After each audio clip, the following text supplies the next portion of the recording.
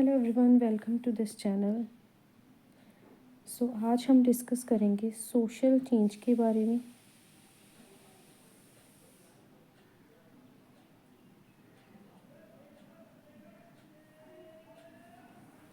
तो सबसे पहले हम ये समझेंगे कि सोशल चेंज है क्या।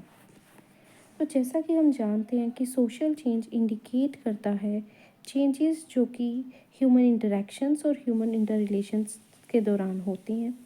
ऐसा कि हमें पता है कि सोसाइटी जो है वो एक तरह का वेब ऑफ रिलेशनशिप है।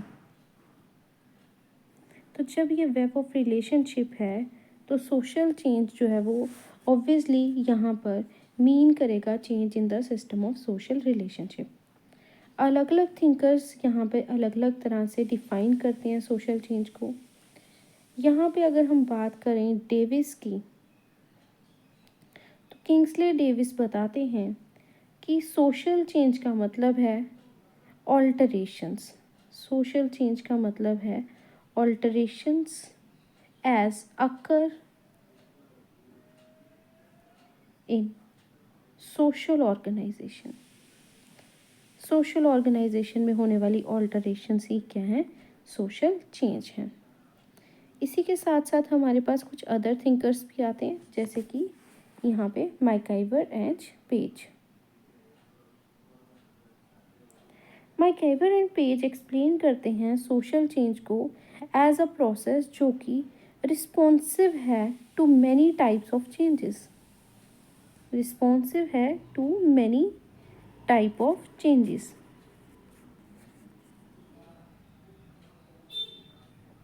और ये चेंजेस जो है बेसिकली क्या है? To changes in the man made conditions of life. Change करना एटीट्यूड्स और बिलीव्स को, ठीक है, चेंज करना beyond the human control to the biological and physical nature of the things. तो डिफरेंट डिफरेंट थिंकर्स ने हमें सोशल चेंज के बारे में बताया है। अब हम ये समझेंगे कि ये जो सोशल चेंज हैं बेसिकली इनके कॉजेज़ क्या रहते हैं। Causes of social change.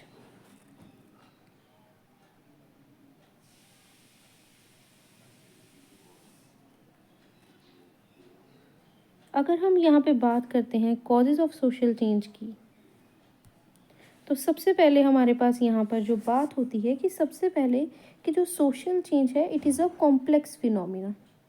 ये काफ़ी ज़्यादा कॉम्प्लेक्स फिनोमिना है, ठीक है। साथ ही साथ यहाँ पर कॉज एंड इफ़ेक्ट रिलेशनशिप जो है इजीली क्लियर नहीं हो जाता है, ठीक है। और कोई भी सिंगल कॉज जो है कभी भी सिंगल इफ़ेक्ट प्रोड्यूस नहीं करता सोशल वर्ल्ड में। हमेशा बहुत सारे कारण रहते हैं किसी भी सोशल चेंज के। अब अगर हम बात करते हैं सोशल चेंजेस की यहाँ पर, तो हमारे पास जो सोशल चेंजेस आते हैं उनमें जो उनके रीज़न्स हैं वो हम दो तरह के रीज़न पढ़ते हैं। पहला हम पढ़ते हैं internal causes of social change. तो इंटरनल कॉजेज़ क्या रहेंगे सोशल चेंज की, हम उसके बारे में डिस्कस करेंगे। इंटरनल कॉजेज़ में सबसे पहले हमारे पास रहता है स्ट्रेन एंड कॉन्फ्लिक्ट, ठीक है। तो यहाँ पर जब हम स्ट्रेन की बात करते हैं तो ये बहुत ज़्यादा एविडेंट रहता है पॉलिटिकल फील्ड में। कोई भी सोसाइटी जो है कॉन्फ्लिक्ट से फ्री तो हो ही नहीं सकती। और अगर हमें किसी कॉन्फ्लिक्ट को रिजॉल्व करना है, we want to resolve any kind of conflict, तो यहाँ पर सम काइंड ऑफ चेंज तो हमें देखने को मिलेगा ही, ठीक है। तो आप कह सकते हैं if you want to see the social change, तो अगर हम किसी कॉन्फ्लिक्ट को रिजॉल्व कर रहे हैं तो we will lead to the social change. Next हम डिस्कस करेंगे यहाँ पर सेकेंड रीज़न इंटरनल में, वो है सोशल प्रॉब्लम्स का। अब अगर हम बात करते हैं सोशल प्रॉब्लम्स की, जैसे कि सोशल प्रॉब्लम्स हमारे पास रहती हैं कास्ट प्रेजुडाइसेस, प्रोस्टिट्यूशन,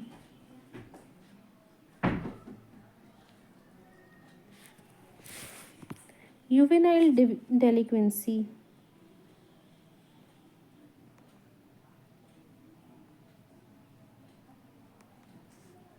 या फिर ओवर पॉपुलेशन, ठीक है, अनएम्प्लॉयमेंट, बैगरी, स्लम्स की नीड या स्लम्स की क्लियरेंस, ठीक है। तो ये सारी की सारी यहाँ पर जब ये सारी चीज़ें जो हैं किसको लीड करती हैं, कॉन्फ्लिक्ट को लीड करती हैं, ठीक है। और इसी कॉन्फ्लिक्ट की वजह से क्या अकर होता है, सोशल चेंज अकर होता है।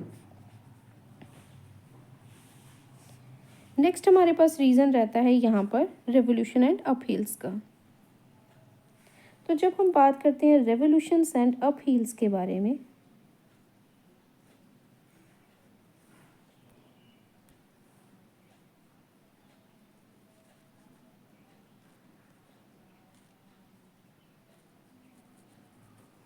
तो ऐसा है कि बहुत सारे इंटेंस कन्फ्लिक्ट जो है सोसाइटी में एग्जिस्ट करता है ड्यूरिंग द रेवोल्यूशन, और बहुत सारे इंटरनल फैक्टर्स भी होते हैं जो इसको कंट्रीब्यूट करते हैं। तो रेवोल्यूशंस की तो हमारे पास बहुत सारी एग्जांपल्स हैं, जैसे अमेरिकन रेवोल्यूशन, फ्रेंच रेवोल्यूशन, ठीक है। और ये जो रेवोल्यूशंस थी,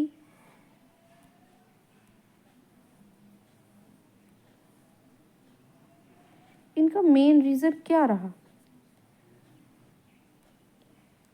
अब इनके जो मेन रीजंस थे वो इस तरह से थे, क्योंकि सोसाइटी में एक तरह का कॉन्फ्लिक्ट था, ठीक है।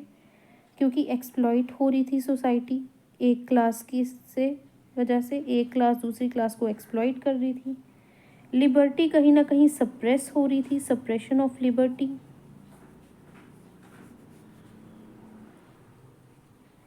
हंगर था सोसाइटी में, टायरनी थी। तो बहुत सारे डिफरेंट डिफरेंट फैक्टर्स थे जिसकी वजह से रेवोल्यूशंस यहाँ फील आए, और इन सारी रेवोल्यूशंस की वजह से जो हमें देखने को मिला वो था सोशल चेंज। नेक्स्ट हम बात करेंगे कल्चरल चेंज की।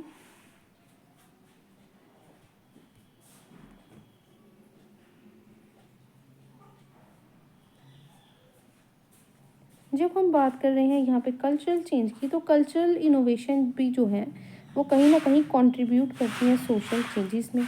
इनोवेशन जो है एक तरह का न्यू कॉम्बिनेशन होती है ओल्ड एलिमेंट्स का, जो कि आती हैं इनोवेटर की ओन सोसाइटी से या फिर किसी और जगह से। जो डिफ्यूजन है कल्चर का basically within the society,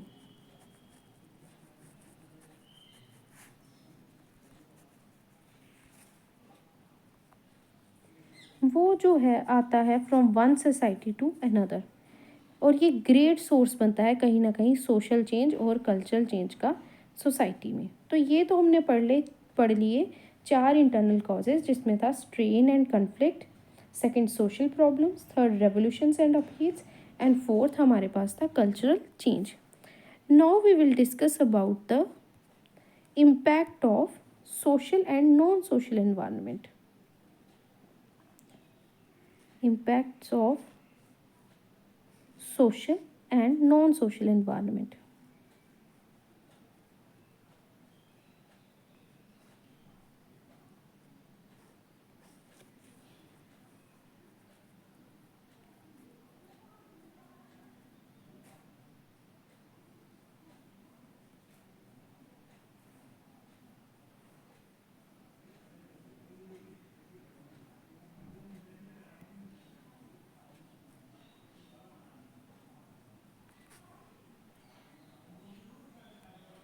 तो यहाँ पर अगर हम बात करें सोशल एनवायरनमेंट के बारे में, तो यहाँ पर जो ये काफ़ी ज़्यादा सिग्निफिकेंट रहता है कंट्रीब्यूट करने में सोशल चेंजेस को कंट्रीब्यूट करने में काफ़ी ज़्यादा सिग्निफिकेंस रहता है। एग्जांपल्स हम यहाँ पे देख सकते हैं, जैसे कि ट्रेड शिफ्ट, पीसफुल माइग्रेशन,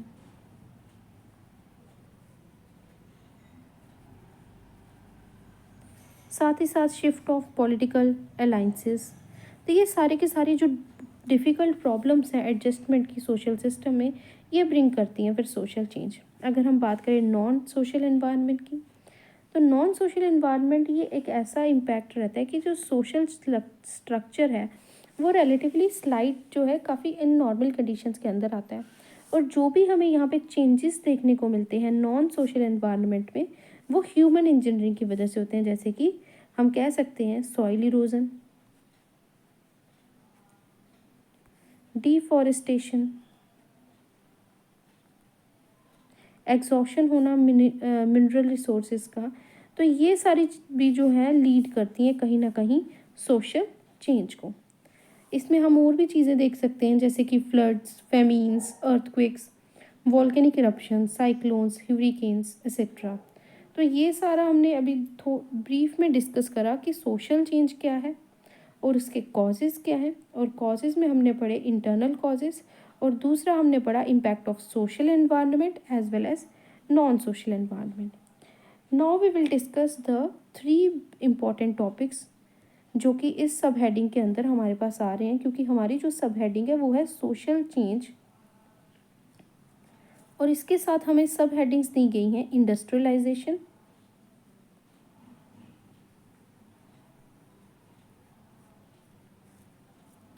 और ग्लोबलाइजेशन,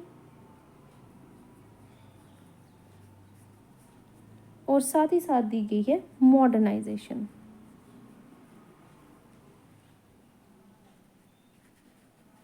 तो ये 3 सब हेडिंग्स है जो हमें सोशल चेंज के अंडर पढ़नी है। हमने कॉजेज देख लिए, थिंकर्स की डेफिनेशंस देख लिए। अब हम इन तीनों टॉपिक्स को डिटेल में डिस्कस करेंगे।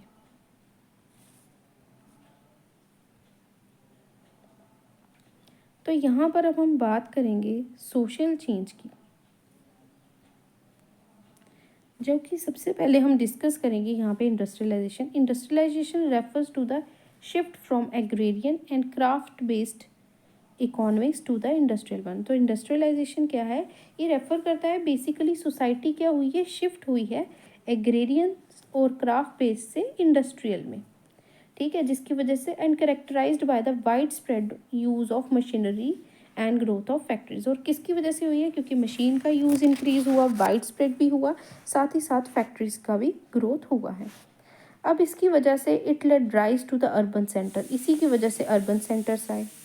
इसने इन्फ्लुएंस किया है कल्चरल नॉर्म्स को, और हमारे ट्रेडिशनल वैल्यूज़ को भी ये चैलेंज करती है।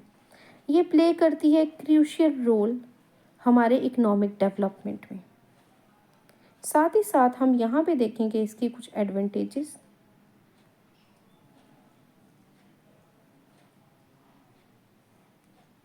जब हम बात करें एडवांटेजेस की, तो इकोनॉमिक ग्रोथ होती है बिकॉज एक तरह का पुल फैक्टर एग्जिस्ट करता है,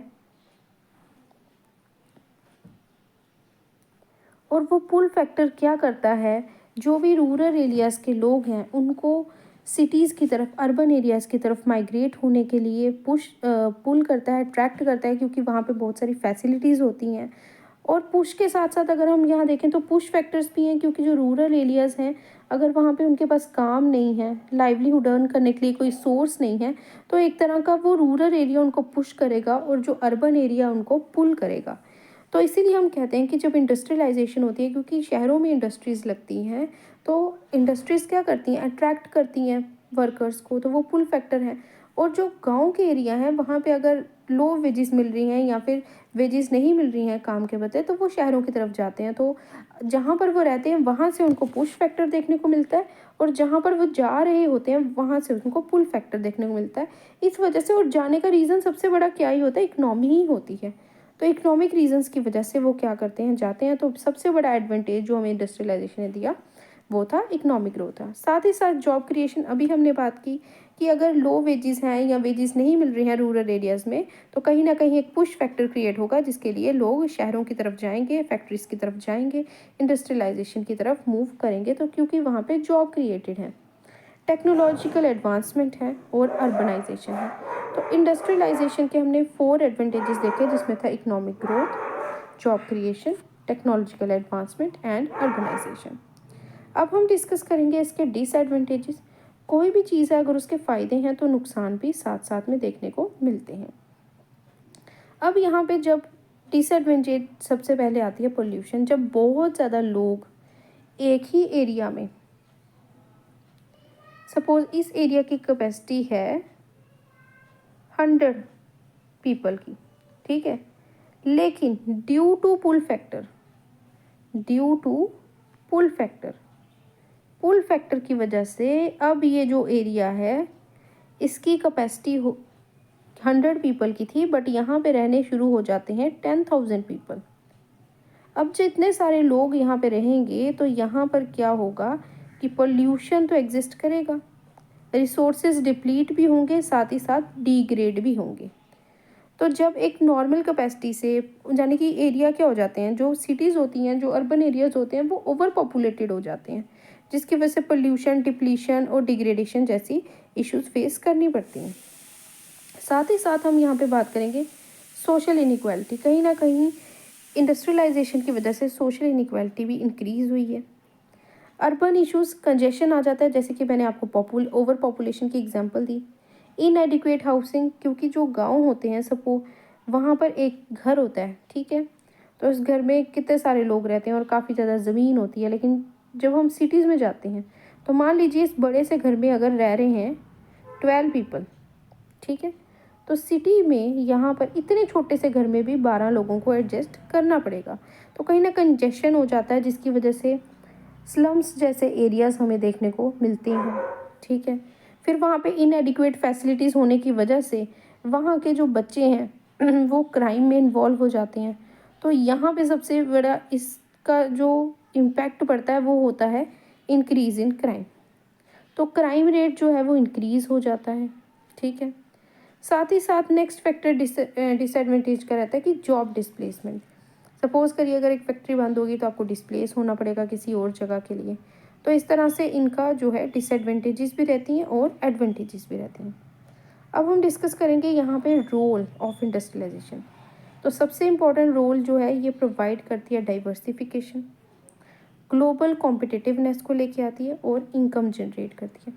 तो कहीं ना कहीं इम्पोर्टेंट रोल तो ये हमारी सोसाइटी में काफ़ी ज़्यादा प्ले कर रही है, और इसकी वजह से सोसाइटी में चेंज आ रहा है, and this change is referred as social change.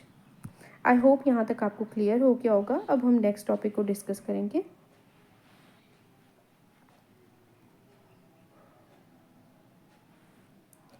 अब हमारे पास यहाँ पर जो नेक्स्ट टॉपिक है वो है ग्लोबलाइजेशन। ग्लोबलाइजेशन इन्वॉल्व करती है इंटरकनेक्टेडनेस या फिर interdependence of the Nations, economic, cultural और टेक्नोलॉजीज चेंजेस के थ्रू। ये फैसिलिटेट करती है इंटरनेशनल ट्रेड को और इकोनॉमिक ग्रोथ को। ये प्रमोट करती है कल्चरल एक्सचेंज को और अंडरस्टैंडिंग को। साथ ही साथ ये इनकरेज करती है टेक्नोलॉजिकल एडवांसमेंट्स को थ्रू ग्लोबल कोलैबोरेशंस के साथ, ठीक है। तो ग्लोबलाइजेशन एक ऐसा प्रोसेस है जहाँ पर हम इंटरकनेक्ट करते हैं, इंटरडिपेंडेंट होते हैं अदर नेशंस पे, ठीक है, और यहाँ पे इकोनॉमिक, कल्चरल और टेक्नोलॉजिकल चेंजेस देखने को मिलते हैं हमें, और इंटरनेशनल ट्रेड को प्रमोट, फैसिलिटेट किया जाता है, इकोनॉमिक ग्रोथ होती है। तो बहुत सारी इंपॉर्टेंट चीज़ें यहाँ पे हमें देखने को मिलती हैं। अब हम इसके डिस्कस करेंगे advantages as well as disadvantages. अगर हम एडवांटेजेस की बात करें तो सबसे पहला एडवांटेज यहाँ पे ये है, access to the wider market. Wider market को असेस मिलता है, जॉब अपॉर्चुनिटीज़ इंक्रीज होती हैं, और साथ ही साथ तीसरा यहाँ पे ट्रांसफ़र होता है नॉलेज और स्किल्स का अक्रॉस बॉर्डर्स। डिसएडवांटेजेस भी यहाँ पे रहती हैं। डिसएडवांटेजेस में सबसे पहले इकोनॉमिक इनइक्वालिटी नेशंस के अंदर आ जाती है, क्योंकि हमें पता है कि जो वर्ल्ड है वो ऑलरेडी डिवाइडेड है, हाई इनकम ग्रुप में, मिडिल इनकम ग्रुप में, लो इनकम ग्रुप में। तो कहीं ना कहीं इकोनॉमिक इनइक्वालिटी और बढ़ती जा रही है। दूसरा यहाँ पे जो नुकसान है वो ये है कि कल्चरल आइडेंटिटी लॉस हो रही है ड्यू टू वेस्टर्नाइजेशन। हर एक नेशन जो है वो वेस्ट को कॉपी करने में लगा हुआ है और वो खुद की आइडेंटिटी को भूलता जा रहा है। तो ये सबसे बड़ा डिसएडवांटेज ग्लोबलाइजेशन का अभी तक जो है देखने को मिला है। थर्ड यहाँ पे है वल्नरेबिलिटी टू ग्लोबल इकोनॉमिक डाउनटर्न्स। तो जब ग्लोबल इकोनॉमिक डाउनटर्न्स आते हैं तो इसका जो इफ़ेक्ट है वो हर एक नेशन को देखने को मिलता है। जैसे हम समझ सकते हैं रशिया यूक्रेन वॉर्स चल रही हैं, तो उसका इन्फ्लुएंस जो है, जो उसका इम्पैक्ट है वो ऑल ओवर द वर्ल्ड देखने को मिलता है, ठीक है। जो भी कंट्रीज़ के बीच में कन्फ्लिक्ट्स होंगे, उन कन्फ्लिक्ट्स का जो रिजल्ट है वो सिर्फ उन दोनों कंट्रीज़ पे नहीं पड़ता है, और भी कंट्रीज़ पे देखने को हमें मिलता है। तो कहीं ना कहीं वल्नरेबिलिटी है ग्लोबल इकोनॉमिक डाउनटर्न्स की। तो अब हम डिस्कस करेंगे यहाँ पर मॉडर्नाइजेशन। मॉडर्नाइजेशन इन्वॉल्व करती है अडॉप्शन ऑफ मॉडर्न टेक्नोलॉजीज़। हम मॉडर्न टेक्नोलॉजीज़ को अडॉप्ट करें, इंस्टीट्यूशंस को अडॉप्ट करें, वैल्यूज़ को अडॉप्ट करें, और जो कि एसोशिएट कर रही हैं इंक्रीज्ड एफिशिएंसी और प्रोग्रेस के साथ। टेलकट पार्सन के अकॉर्डिंग अगर हम कहें तो ये जो है एक मॉडर्नाइजेशन एक प्रोसेस है स्ट्रक्चरल डिफरेंशिएशन का, through which societies move from simple to complex social system. तो टेलकट पार्सन कहते हैं कि मॉडर्नाइजेशन एक प्रोसेस है जहाँ पे स्ट्रक्चर डिफरेंशिएशन होती है सोसाइटीज़ में, जहाँ पर वो मूव करती हैं सिंपल से कॉम्प्लेक्स सिस्टम में। अगर यहाँ पे हम एडवांटेजेस और डिसएडवांटेजेस की बात करते हैं तो दोनों के फ़ायदे भी हैं और नुकसान भी। एडवांटेजेस की अगर हम बात करते हैं तो सबसे पहला एडवांटेज जो हमें देखने को मिलता है वो है टेक्नोलॉजिकल प्रोग्रेस होती है। सेकंड हमें देखने को मिलता है इकोनॉमिक ग्रोथ। थर्ड हमें एडवांटेज देखने को मिलती है इंफ्रास्ट्रक्चर इम्प्रूव होता है। और फोर्थ हमें एडवांटेज देखने को मिलती है क्वालिटी लाइफ इन्हेंस होती है। डिसएडवांटेजेस की बात करें तो कल्चर इरोड हो रहा है क्योंकि सब लोग वेस्ट को कॉपी करने के लिए लगे हैं। सोशल इनइक्वालिटी बढ़ती जा रही है, ठीक है। सोशली जो क्लास हाई है वो और हाई होती जा रही है और जो क्लास लो है वो और लो होती जा रही है। तीसरा एनवायरनमेंट इम्पैक्ट, ठीक है। ग्लोबलाइजेशन की वजह से, इन सारे फैक्टर्स की वजह से जो इन्वायरमेंट है उसको भी काफ़ी ज़्यादा नुकसान पहुंचता है। नो डाउट हम SDG जैसे 17 गोल्स की बात करते हैं, लेकिन उनकी जो फुलफिलमेंट है वो लो इनकम ग्रुप से जो हम लो इनकम कंट्री से जो हम एक्सपेक्टेशंस करेंगे वो उनका फुलफिल होना इतना इजी नहीं है। तो हाई इनकम ग्रुप्स कई बार या हाई इनकम कंट्रीज़ जो हैं वो इन गोल्स के ऊपर कभी ध्यान देती भी नहीं हैं, तो जिसकी वजह से एनवायरनमेंट को भी बहुत ज़्यादा ग्लोबलाइजेशन की वजह से नुकसान हुआ है। फिर फोर्थ फैक्टर हमारे पास आता है डिपेंडेंसी ऑफ टेक्नोलॉजी। तो डिसएडवांटेज ये है कि हम पूरी तरह से टेक्नोलॉजी पे डिपेंड हो चुके हैं, ठीक है। So that's all for today. So आज हमने डिस्कस करे सोशल चेंज के बारे में। आई होप ये आपको क्लियर हो गए होंगे कॉन्सेप्ट्स, ठीक है। अब आप इस वीडियो को लाइक करिए, शेयर करिए और सबसे इम्पॉर्टेंट चीज़ इस चैनल को सब्सक्राइब करिए, बिकॉज़ अगर आप सब्सक्राइब करके रखेंगे तो आपको हर एक नोटिफिकेशन जो है वो टाइमली इसका मिलेगा और आप अपने नोट्स भी यहाँ से बना सकेंगे, क्योंकि मैंने डिटेल में हर एक चीज़ को लिखा हुआ है। तो आप इस वीडियो को पॉज करके इसके नोट्स भी क्रिएट कर सकते हैं या अपने हिसाब से स्क्रीनशॉट्स भी ले सकते हैं। तो आप इसको अच्छे से पढ़िए, समझिए और चैनल को लाइक करिए, शेयर करिए, सब्सक्राइब करिए। Thank you everyone, have a good day.